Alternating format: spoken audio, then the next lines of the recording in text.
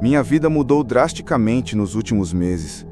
A separação, o emprego novo que mal pagava as contas e a necessidade urgente de começar de novo me forçaram a alugar um pequeno apartamento no centro velho da cidade. O lugar era escuro, mofado, com infiltrações nas paredes e um chão que rangia a cada passo. Mas era barato e era o que eu podia pagar. No início, a solidão ali parecia um alívio. Silêncio, ausência de brigas, cobranças ou expectativas. Comecei a decorar o espaço aos poucos, visitando brechós e feiras de usados em busca de móveis baratos ou objetos que me ajudassem a preencher aquele vazio, tanto físico quanto emocional. Foi em uma dessas feiras de rua, numa manhã nublada de domingo, que encontrei algo peculiar. Uma senhora, de cabelos presos com um lenço florido e olhos cansados, organizava objetos velhos sobre um pedaço de lona puído. Entre talheres tortos, quadros rachados e brinquedos quebrados, algo brilhou sutilmente. Era uma moldura dourada, antiga, sem o espelho, apenas a madeira entalhada e corroída nas bordas. "Pode levar, tá de graça", disse ela, sem tirar os olhos de mim.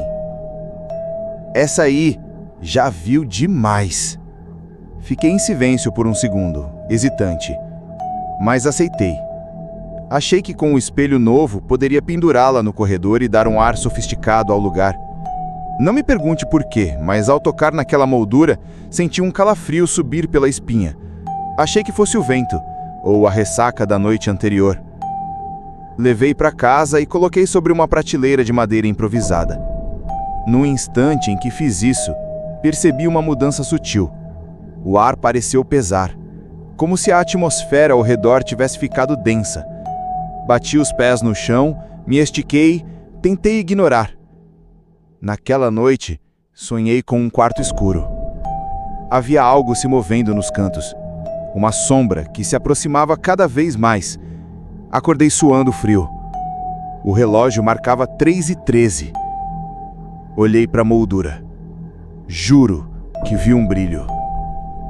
Nos dias seguintes, pequenos ruídos começaram.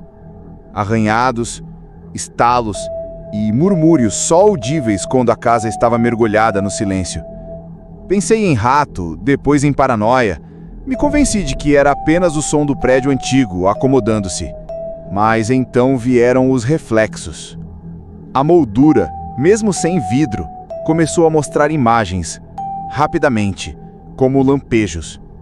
Sombras que passavam, vultos que não estavam ali. E certa noite, enquanto assistia TV com as luzes apagadas, vi no contorno dourado da moldura o reflexo de uma figura parada atrás de mim. Girei o corpo num estalo. Nada.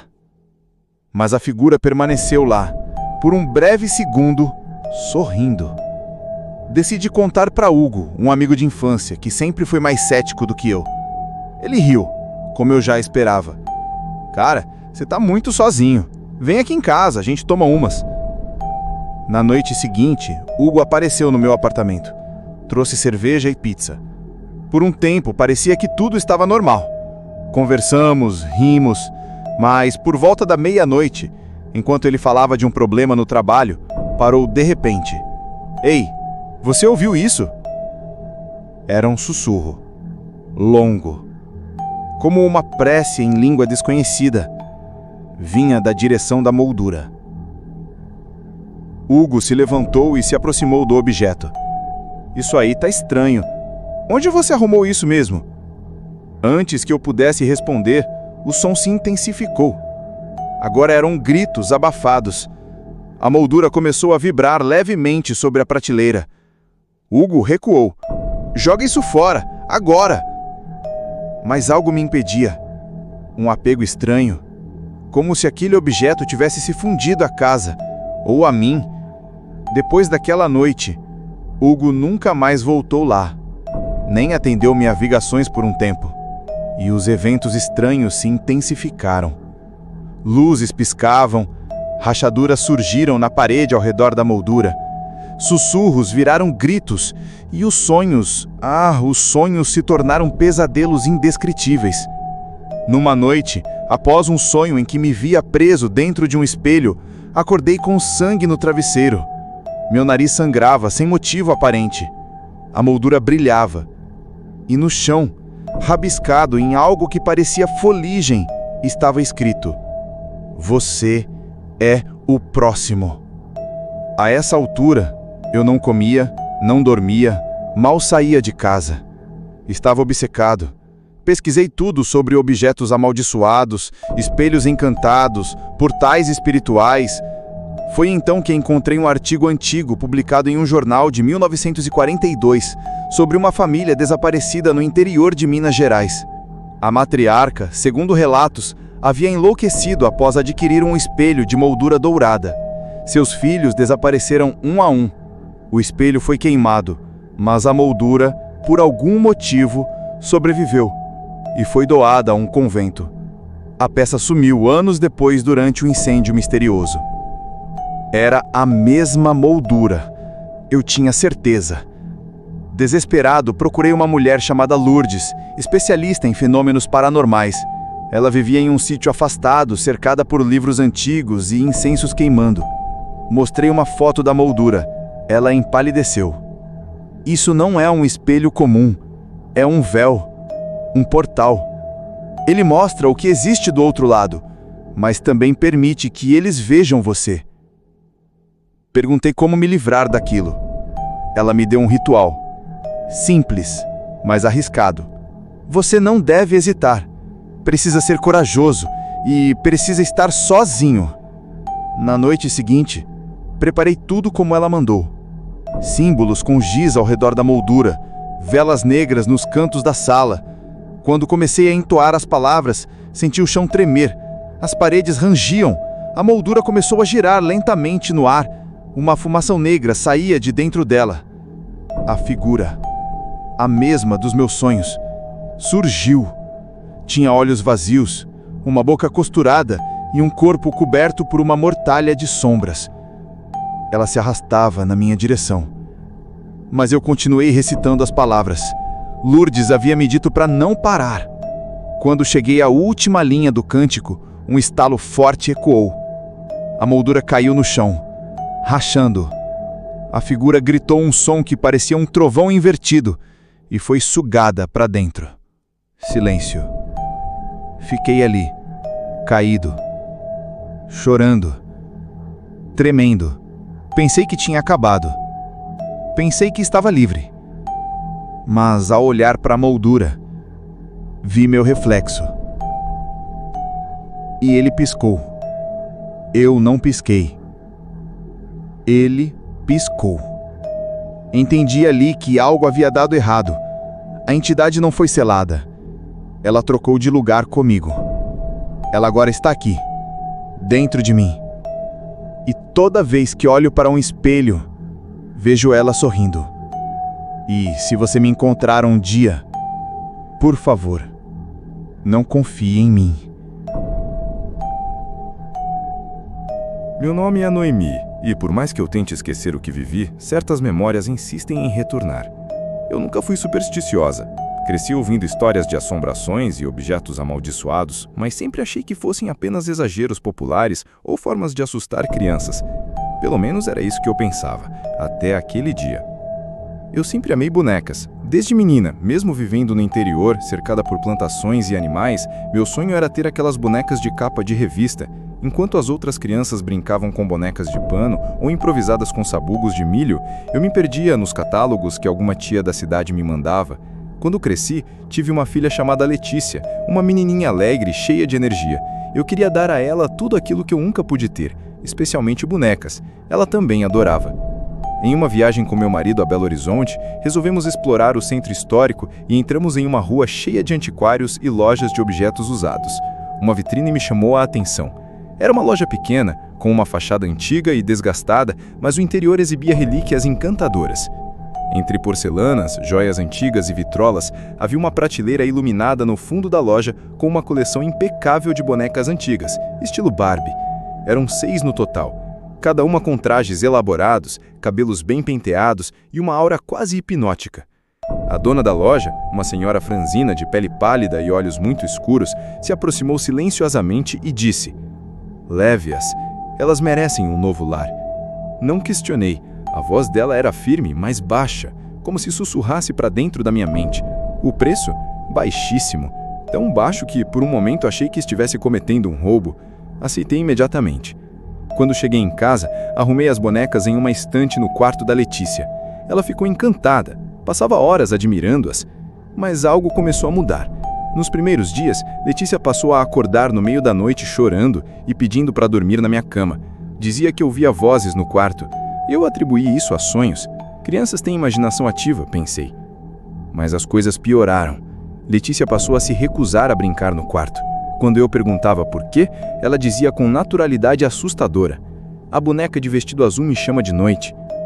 Comecei a me preocupar de verdade quando ela me levou até a estante, apontou para a boneca e disse: "Ela fala comigo quando você apaga a luz."